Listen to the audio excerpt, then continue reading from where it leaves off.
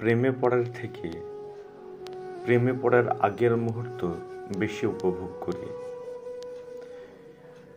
সেই ভাবনার বশবর্তী হয়ে আমার লেখা কবিতা যখন তোমাকে দেখেছিলাম।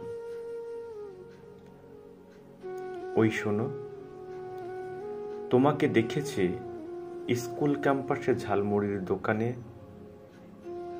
তোমার বুকের ওড়না যেন নীল প্রজাপতি। চারিদিকে পড়ুয়া স্রোতের তীব্র চিৎকারের মাঝে তোমার কণ্ঠ যেন ব্যাধির ব্যাধি হয়ে বিঁধেছিল বুকে।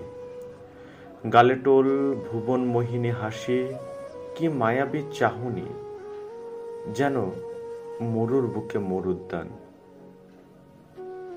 ওই শোনো, তোমাকে দেখেছি কোন এক গোধূলি লগ্নে, বাহারি বেলুন হাতে শিশু কলতানের মধ্যে। তুমি কেমন যেন বিব্রত বিমনা ছিলে তখন। খুশির কোনো উদ্ভাস দেখিনি সেদিন তোমার চোখে। কি বেদনা তোমার মনকে মেঘের মতো ঢেকে রেখেছিল। বাতাসও হয়তো টের পায়নি। তুমি কি সেদিন পেয়েছিলে? ওই শোনো, তোমাকে দেখেছি বৃষ্টি আসার আগের মুহূর্তে। কানে কৃষ্ণচূড়া, হাতে ছিল বেলি ফুলের মালা। প্রভাত আকাশে সূর্যের মতো আভা দিচ্ছিল ঠোঁট।